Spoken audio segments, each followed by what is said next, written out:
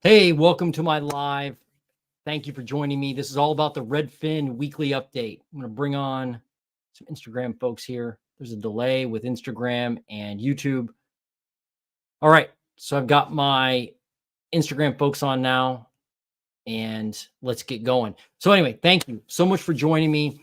My name is Jason Ferrier. I am a real estate agent and investor here in Central Ohio.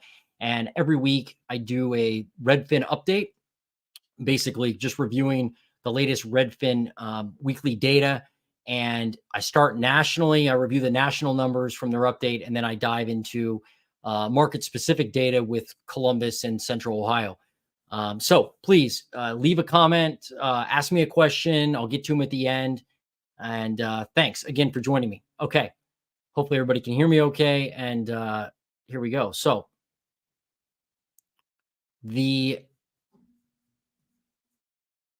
this market update is pretty interesting. And we have a lot of obviously interesting things going on with real estate right now. A lot of drama, right?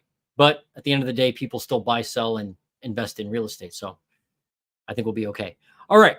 So this one is titled Housing Market Update, Supply Climbs 5%, Biggest Increase in Nearly a Year. All right. So I'll read some of the article. This one's short on the article, and then dive into the data. The supply of homes for sale is picking up in a time for spring home buying season, and improving inventory is attracting some buyers. The total number of U.S. homes for sale climbed 5%, the biggest year-over-year uptick since May of 2023, during the 4 weeks ending March 17th.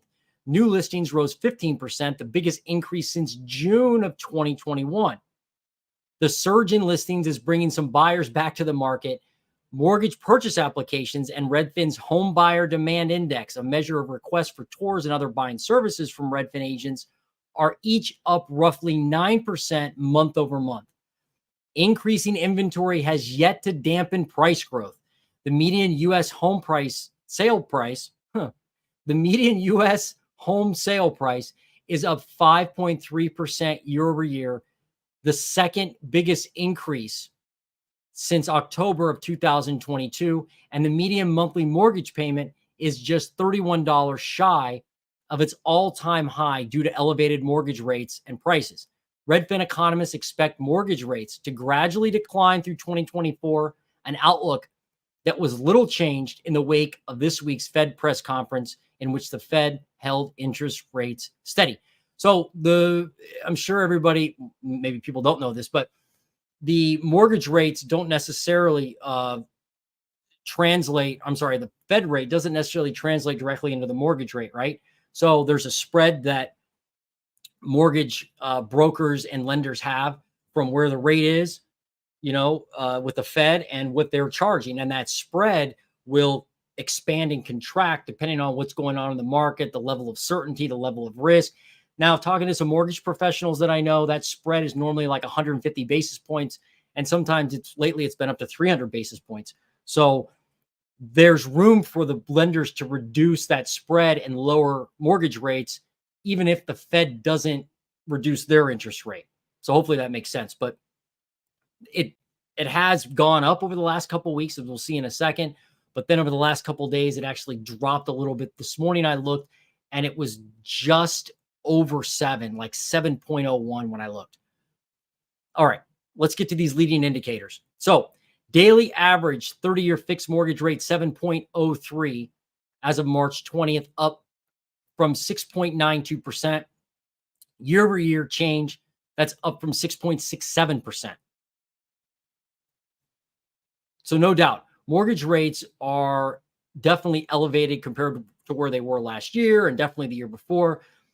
Mortgage weekly average fixed 30-year rate was 6.74%. That's down from 6.88%, but up from 6.6%.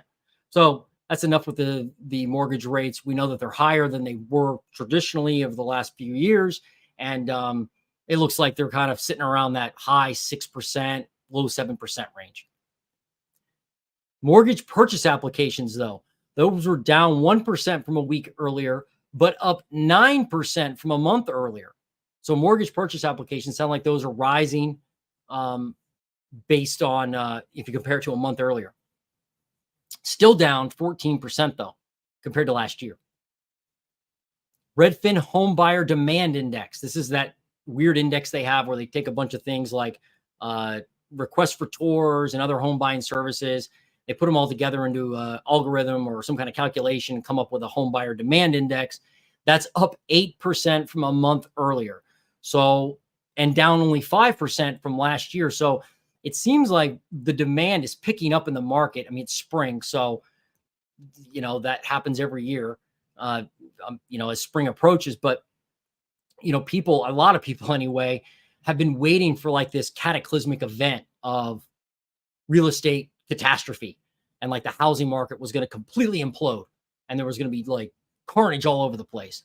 And it's strange. They almost want like one event. Like they think it's going to be like a meteor or an asteroid hitting the earth, like just one event, bam, boom, everything blows up.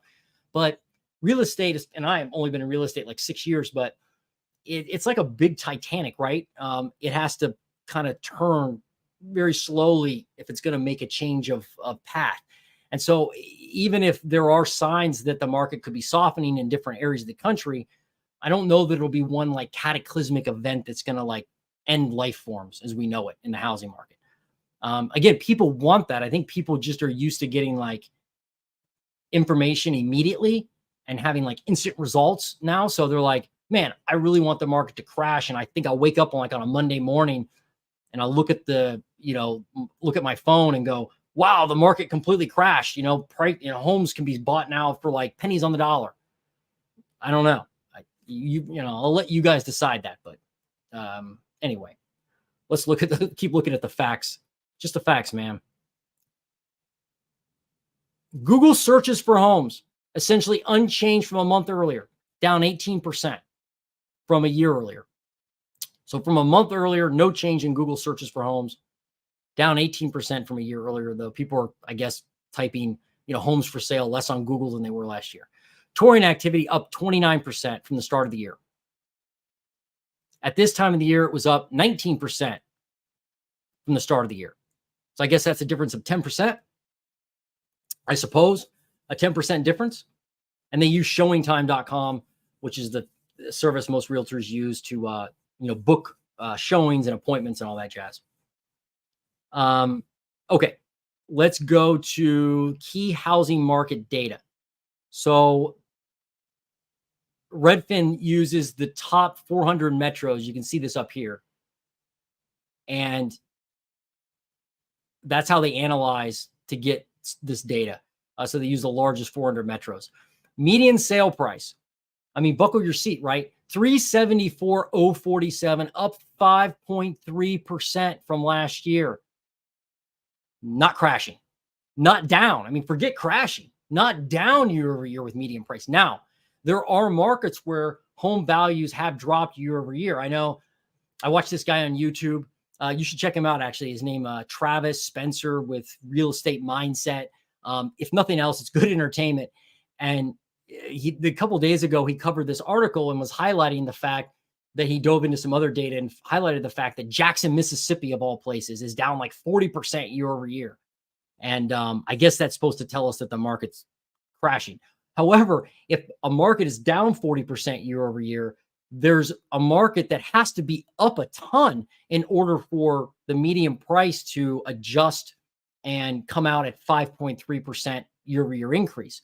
So for every market that's down, if the overall number's up, it means there are more markets up, or the markets that are up more than what the markets are down. So, it's like, it's an average of the median sale price. Median asking price up it's $404,273, up 5.7%. Go back a second though, and look at the biggest increase since October 2022, except 4 weeks ending February 11th, when there was a 5.4% increase. That's for the median sale price. So it had the biggest increase since October of 2022. Median asking price, go back to that, 404,000. People keep asking more and more for their properties, or more expensive houses are being listed, either one. Median monthly mortgage payment, $2,685 at a 6.74% rate, just $31 shy of an all-time high set in October of 2023. So, I mean, we're so close to an all-time record high with a mortgage payment, all-time high, like in the history of the United States. Unbelievable, right? Well, I would suspect if you used a 7% rate on this number, it would probably be an all-time high. So it'd be interesting to see if next week they have it, as an all-time high. Pending sales, 82,464. That's down 4.4%. But pending sales were down like 20 to 40% over the last, year, when you look at year-over-year numbers. So the fact that it's only down 4% means that trajectory is going up. There are more pending sales. New listings up 15% year-over-year, now at 88,902 for the 4 weeks that they surveyed. Biggest increase since June of 2021. Unbelievable, right? So definitely more new listings, no doubt. And pending sales look like they're headed in the right direction. They're still down year over year, but this right here is kind of telling. 88,000 new listings, 82,000 pending listings, meaning there were more houses listed than went pending. So that will grow inventory. If that number was flip-flopped, you would see inventory go down. But it's going to go up if you're putting less houses, in contract than you have new listings. Active listings, 795,645, almost 800,000 listings, 4.9% increase year over year. Biggest increase since May of 2023. No surprise, because we're adding more listings than are going into contract. And by the way, all this, that's good. We want to see more inventory growth. You got to have more choices for buyers. It has to be a more healthy market. And to get a healthy market, you need some normalcy. Normalcy is like 6 months of supply, 1 million plus listings.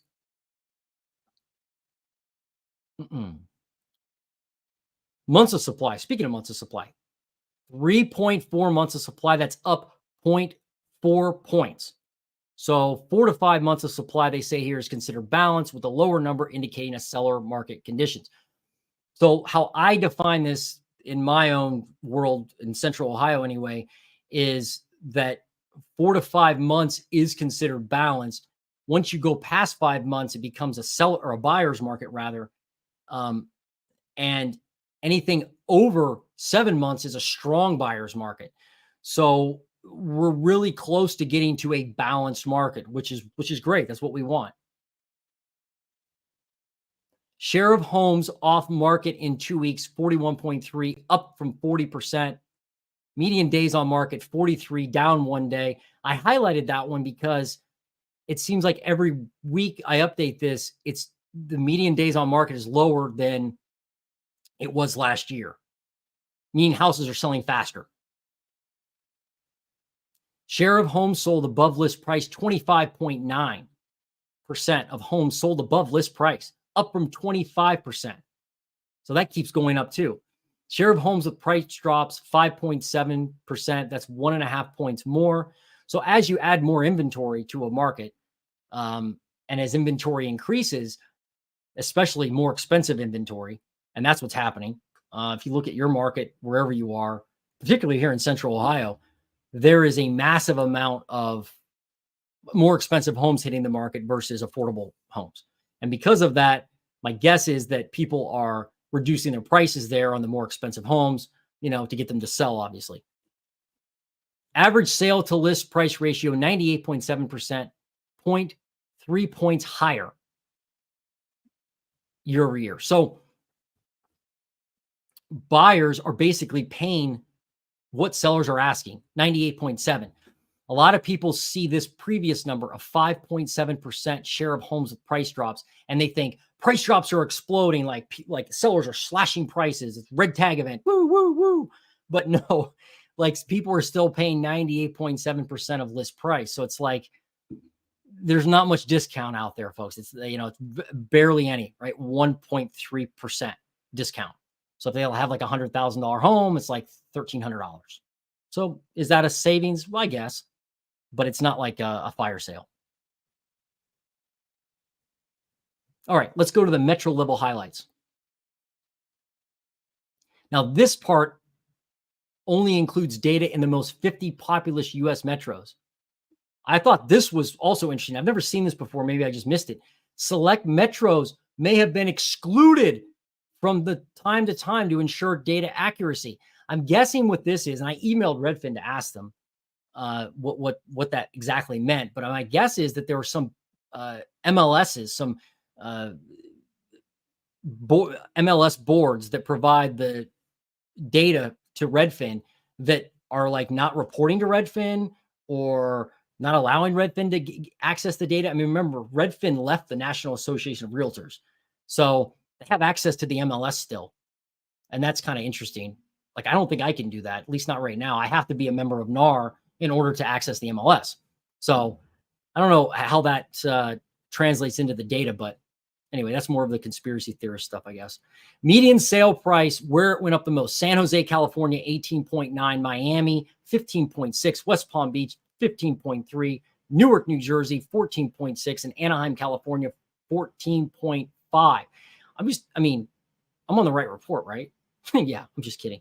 Yeah, like every single week, these metros, West Palm Beach, Newark, and Anaheim, seem like they're on the year-over-year list for the largest price increases. Actually had somebody comment on one of my previous Redfin updates and said they mentioned Newark, New Jersey. They said they live in New Jersey, at least it sounds like they did. And they were saying that there's a ton of like expensive development going on in New Jersey, but it's like a really nice house next to a really, dilapidated house. But the dilapidated houses are increasing in value because of the market around it being, developed. And I think that's the way a lot of metros are working right now. But yeah, they admitted that, prices are ridiculous. San Antonio, Texas is the only metro that declined in the top 50 metros that they look at. So just 1 out of 50. So 49 of the top 50 metros, the price went up year over year. So let that sink in a second.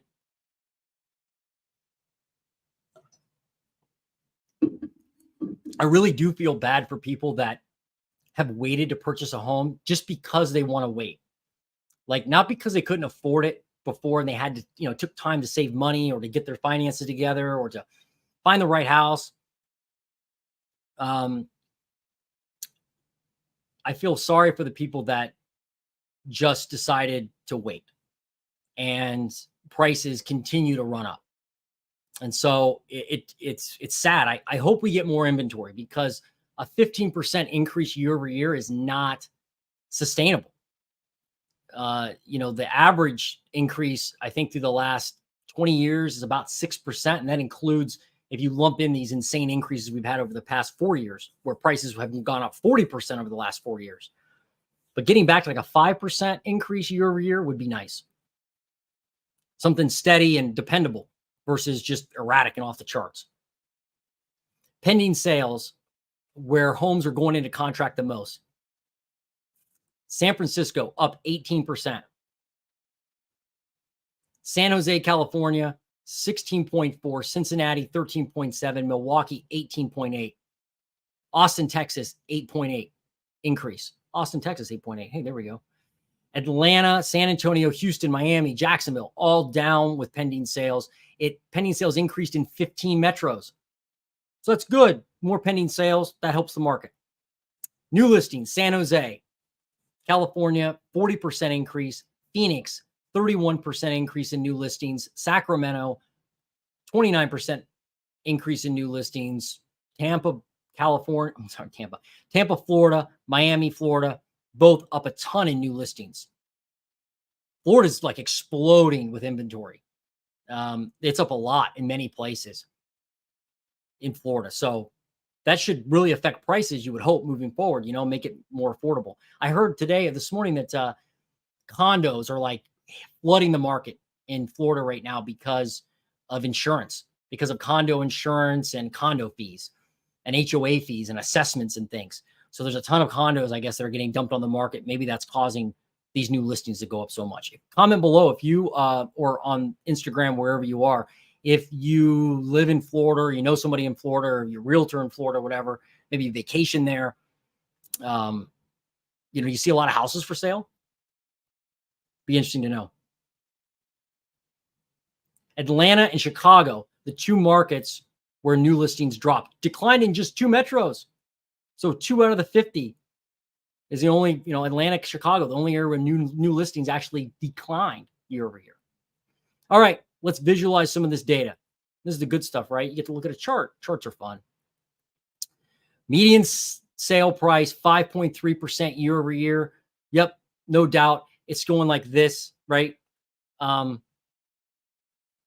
You would hope that it would normalize, but 5% is normal. Like, it's definitely not lower than last year, but it's not 15%. So we could be in a situation where prices just continue to go up 5% over the year. If that's the case, this thing's going to go woo, up, and away, over, and end up over last year at the end of this year, right? That's kind of how it works. All right, let's look at median asking price. 4-week rolling average up 5.7%. I mean, this is up 5.7%, and the median price is up 5.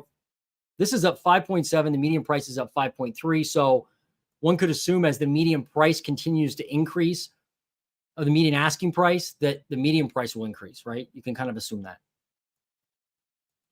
I mean, this looks like it's an all-time high, like a record, right? Unless I'm wrong looking at this data, but 5.7% up, $404,000.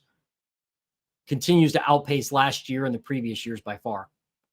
Home buyer housing payments, that's up as well. Maybe next week we'll actually hit a record. That's not a good thing, by the way. Pending sales down 4% year over year. You can see this, though. It's starting to tick up, right? It's starting to go up a little higher. Again, we need more pending sales to make the market, unlock, right? To make it flow again. And as a real estate agent here in Ohio, I can clearly tell you there's nothing more frustrating than sitting down with a family or an individual who's buying their first house, and they have no options. They have zero options. They have a price point to be in. Like here in Columbus, a lot of first-time home buyers in Central Ohio want to be like $200,000 to $225,000 or $250,000. I mean, first off, you've got to find the house that meets their requirements. But second, you've got to get an offer accepted. And a lot of times in those price ranges, you're competing against people who are just paying cash. So like if there was more inventory, more pending listings that were, churning over, more listings churning over, it'd be definitely helpful for first-time home buyers. New listings of homes up 15% year over year. That's going straight up that way. Not straight up, but at a nice angle. Still under 2021 and 2022. Still under 2021 and 22, but certainly more than 2023. But we were in the basement in 2023. Active listings of homes for sale. This is like, available homes to purchase. That's up over the last 3 years.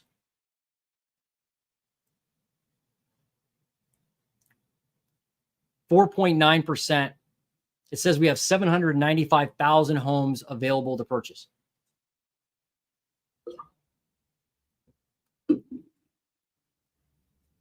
I mean, active listings, if they can, go up faster, that'll certainly help all the buyers out there, right? It just will. It'll make things a lot less, 5-alarm fire-ish. When a house hits the market, people aren't going to like run for it and jump all over it. It'll be like, well, hey, that's a nice house. Let me go take a look at it. I've got some other choices. I think choices for buyers is a good thing. All right. 3.4 months of supply available on the market. So this is where I look at the demand, right? Like if this continues to go up, I'm sorry, if this continues to go down the way it is right now, that means that more people are purchasing the houses eventually that have hit the market, and our sales pace is exceeding how much we're adding to the market. So right now it's kind of, I guess it's sideways over the past 4 weeks, but it's definitely gone down this year, which is surprising. You would think it would go up, but it hasn't. 41% of pending sales under contract within 2 weeks. So this is a little higher than last year, but certainly under 22 and 2021. So like, if you look at, I think the red is 2022, right? They took the little legend off this one. 2022, like we were at, what is that? 55%, maybe 53% of homes went pending in within 2 weeks. Unreal. Now that's kind of more of probably a normal number, 41%. Homes sold in a median of 43 days. So that's less than last year, but certainly more than 2021 or 2022. So they're selling quicker. And I'm surprised that they're selling, that it's taking longer to sell than it did, that much longer than the previous years. I mean, look at that. I mean, down here, wow, look at 2022. We were at under 20 days. Wow. So homes are sitting a little longer, which is okay. You're making a huge financial commitment buying a house. So and even selling a house, you're kind of making a financial commitment. So having a longer time to kind of make sure everything goes okay and you do all your due diligence, that's not a bad thing. 26% of homes sold above final list price. Yep. 5.7% of homes had price drops. Yep, 5.7%. So this graph's crazy, right? Way over last year. But people assume that this means prices are going to crash or that we should see big discounts. Not at all true. Because if you're just adding more inventory, I think with something like 30% of homes, if you look at an entire month, have price drops at any one time. So, and that's average, I think, for the last, historically over the last several years. So it's not a big deal to see price drops. And if you add more homes on the market, there's going to be some that are overpriced. There's going to be some that are expensive. There's going to be some that just kind of, need a lot of help, maybe need a lot of renovation, and they're going to drop their price. So the more market mix you have, the more share of homes with price drops you're going to see probably. Average homes sold for 98.7 of final list price. Certainly more than last year, but way less than 2022. 2022, this number was right over 100%. Now it's 98.7. Not a huge discount, but not over 100%. And there's no doubt, I don't know if you are a real estate agent watching this comment, but I'm still seeing some bidding wars on properties that are, in great neighborhoods, priced really well, and houses that are ready to move into. Even investment houses that maybe obviously aren't ready to move into, if they're priced well and in good spots here in Central Ohio, there's still bidding wars going on. Tell me what you see. Home buyer demand index. This is that goofy index that Redfin has. I can call it goofy. It's their index, but it's down 5% year over year. You can see, though, it's starting to go this way because there is more demand now, more choices out there. I think, spring, people getting out from the winter and they're starting to look at houses. So hopefully demand, doesn't skyrocket. I mean, if the Federal Reserve didn't do anybody any favors yesterday by being so dovish, and the dot plot shows us that, well, it looks like rates, are going to be cut, probably this year, a couple times this year, but they ruled out increasing them at all. And just his comments, just Jerome Powell's comments, I think sent messages to the market that, you know what, the doors are open, go buy, the market's just going to go higher. The stock market certainly did today. So it's the Federal Reserve isn't doing us any favors with their tone. Okay, so that is the national picture.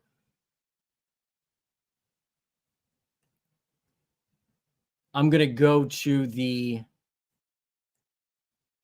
Columbus picture now.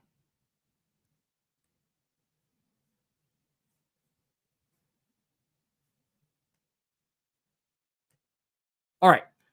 So I've got the Redfin weekly market data tab open now. You can go here anytime you want. You can go to the Redfin weekly housing data. Then on the right-hand side, you can select the metro type, either the county or the metro. And then you can actually select the metro where you want to go, the region name. So I have Columbus in here, obviously. And this gives us data for the Columbus metro area for the last 4 weeks.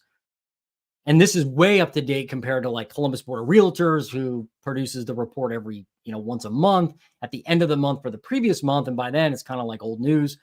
So it's nice to have Redfin data at your fingertips. Okay.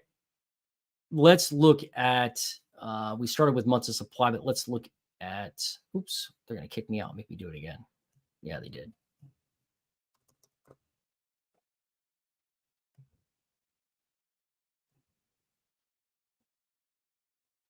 Columbus, Ohio. Here we go. All right. Let's look at median sale price first. Median sale price in Columbus, $328,000, up 6% year over year. This continues to go up, folks. Continues to go up. I don't see why it would slow down, given the fact that the new listings and active listings are woefully low, definitely compared to national numbers. And I'm starting to see, like what I'm seeing in the inventory now is that I'm calling it the Intel effect is starting to take hold, right? Like if the national numbers move where there's a lot more new listings and a lot more active listings, especially areas like, Miami and Florida and places in Texas. But here in Columbus, if that doesn't happen and we don't really grow inventory and that demand keeps increasing, I would call that a byproduct of the Intel announcement and the development in Licking County. And by the way, if you live in Columbus or Central Ohio and you haven't been to the Intel facility, you need to go over there. Just take a drive on a Sunday afternoon over there and just drive around the area where it's being built. It's easy to find. And the changes to that area of Ohio, they're just unbelievable.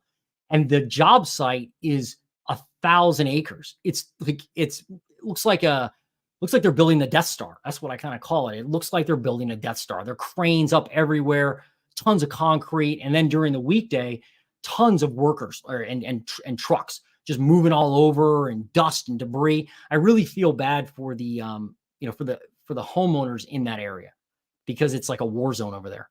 Anyway, we are now $328,000 for the median sale price in Columbus, up 6%. It is where it is. All right, let's go to new listings. I'll find out how inventory is. New listings. Not good. We're up a whopping 4.8% year over year in new listings. That's not going to do it, right? It really won't do it. Not a big increase at all. And you'll see that now if I click active listings. So active listings is actually like this, right? Down. Like it's supposed to grow in the winter, and it didn't. Active listings did not grow this winter, really.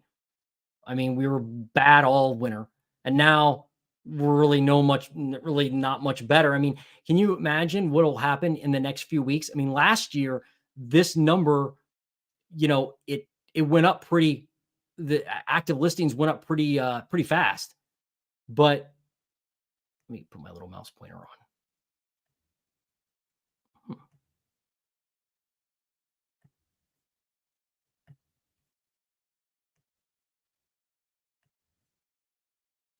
I'll put this one on.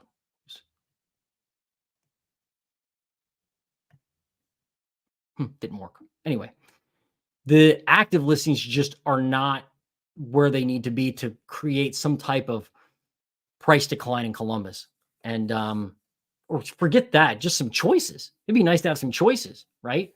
Like you're a homeowner, or I'm sorry, you're somebody who wants to buy a property and you're out there looking and you have the down payment maybe and you have the credit, but the monthly mortgage payment just makes no sense for you because you're priced out and you need more inventory. That's really the only thing that'll solve that is more inventory. And not only are our existing homes scarce in Columbus, but new construction is horrible. New construction is like it's not even like in Columbus, we're so far under where we should be with new builds. And I just read an article in the local fish wrap that we're it's slowing. We're actually slowing the number of houses being built because of interest rates, right? So as interest rates have gone up, builders were like, I can't afford to build houses, and and sit on them. So they've dialed that back, and that's not going to help inventory at all, obviously. So man, hey, so the other thing is this is just my blanket advice to anybody in Central Ohio, especially Licking County. Like if you're in the western half of Licking County and or the eastern half of Franklin County, do not sell your house. Do whatever you can to hang on to your property. If you have a property and you're thinking about selling, if you have to sell because of a financial hardship or because you're moving, jobs or something, and you absolutely have to sell, or a school system or something, then okay, that may, it could make sense. But if you're just selling to like upgrade into another house, or just a different type of house, think about keeping that house you have now. Think about hanging on to that real estate because you can see there's nothing for sale. There's no active inventory. So your property is like a massive asset right now. And I would hang on to it. That's maybe sound crazy as a realtor to tell people that, but like you should hang on to your property. That's my advice. If you live in Central Ohio, own a house, do whatever you can, hang on to that thing like grim death, because the value should keep increasing based on what we're seeing here, right? It should. Doesn't get not guaranteed, but shoot, I mean, no active inventory. All right, let's look at months of supply.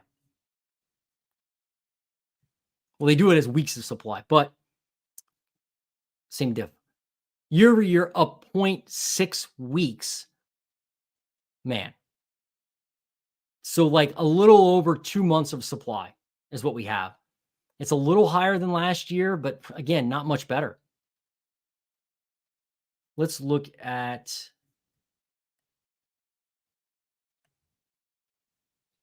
new listing median price. This is the price that people are listing houses for.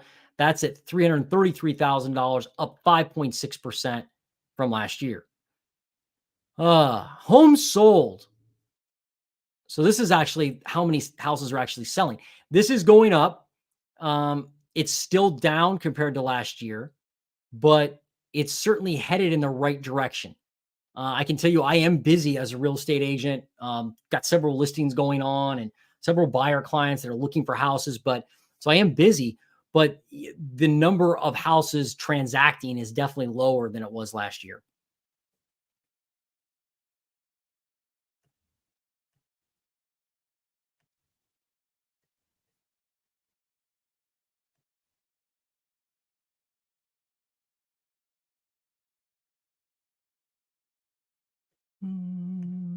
I'll look at one more thing here and we'll wrap it up. Oh, let's do this. Off market in 2 weeks. So the percentage of homes off market in 2 weeks as a percentage of pending sales in Columbus. So that's actually gone down a little bit compared to last week and the week before. But it's kind of it's written a mix with the other years pretty much 2023 and 2021.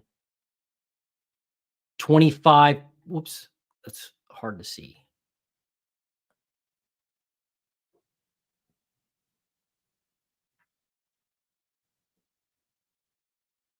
Yeah, 26.2.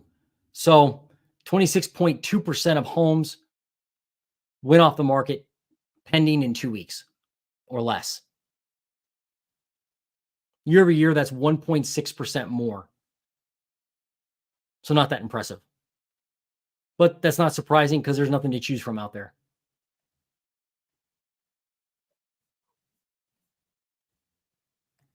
Did we do price drops? I don't know that we did.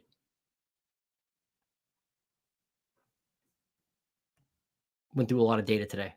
All right. Well, shoot, that's it's not really great news for any of us. I mean, if you're in the business or if you're in the business where you're looking to buy or sell a home, it's still a tight market. It really is. It's not great for home buyers at all unless you've got buckets of cash and you just want to make an offer. But if you are a first-time home buyer or somebody looking just at a medium price house, the competition is fierce out there. It is. So anyway, hopefully this year we can build some inventory, but I wouldn't count on it. And again, if you own a house in Central Ohio, I would hang on to it, do whatever you can to keep it and rent it out, because there's people moving in from other areas of the country that are going to need housing, workers and executives with Intel and people supporting Intel and construction workers and engineers and all that jazz. They're going to need somewhere to live, and that could be your house, right? So if you want to sell your house, think twice and maybe rent it and keep it, especially if you have a low interest rate. I forgot to say that. Holy cow. If you have like an interest rate of like 3 or 4%, like, hang on to that thing. Hang on to it. It could be a big financial asset, as you move forward in life. So anyway, that was my update today. I appreciate you, giving me some time and attention. I got a couple comments here, maybe one, maybe two. Let's find out. Let's see what this guy says to say. Who is buying these houses? Columbus area, over 200K household income, zero debt, 805 credit score, and I refuse to give up a $1,200 a month in rent in Grandview for a $2,500 a month mortgage. Yeah, I don't blame you, man. Like, a good comment. Like, if I'm in this situation, like a $1,200 a month. Well, first off, you're getting a deal at $1,200 a month rent in Grandview. I mean, that's a deal. I don't exactly know where you live or what type of property you live in, but it seems like a pretty good deal. But regardless, even if that rent's $1,500, yeah, why would you give up that payment for a $2,500 mortgage payment that's 30 years long, and you got to put some down payment, and you got to fix the roof, or and pay the taxes on and all that other jazz and insurance. So I completely get it. And there's a lot of people, I think, in this situation. And this is scary in a way, because if interest rates drop, and by the way, Dylan, thank you for your comment. If interest rates drop, like really, if they, heaven forbid, they went under 5%, even under 6%, and then this $2,500 mortgage payment turns into like 2,000 or goes under 2,000, would Dylan change his mind? I don't know. But rates dropping would just add fuel to the fire with home prices, I think. And it wouldn't make things any easier at all on people. So in a strange way, higher interest rates may actually moderate prices somewhat. I don't know. But yeah, there's nothing wrong with staying put in a rental. And especially if you've got that type of payment, and then, take the extra money, that's a spread of $1,300, right? So that $1,300, you could probably go out and snag an investment property like a duplex somewhere, and and reap the rewards of passive income. You could take that $1,300 a month and invest it in something else. Heck, nowadays you can put it into Robinhood.com in a savings account and earn 5% interest. So I agree. Unless there's like some cataclysmic reason why you would move from a $1,200 rent that you're happy, as long as you're happy where you live, $1,200 rent to a $2,500 mortgage. If it's just because you want to own a house, I'm not sure that is a good reason. At least it wouldn't be for me personally, but everybody does their own thing. And I think a lot of people buy houses because they want to, not necessarily because they have to. So that, that is what it is. But anyway, Dylan, thank you for your comment. I appreciate it. Let's check. Let me check Instagram, see if anybody had any comments. No. But that's okay. All right. Hey, Thank you again so much for joining me. We're going to do this again next week, another Redfin update, and have a great weekend. Thank you for joining me. And remember, if you're out there investing in real estate, you're already winning. So good job. All right. Take it easy.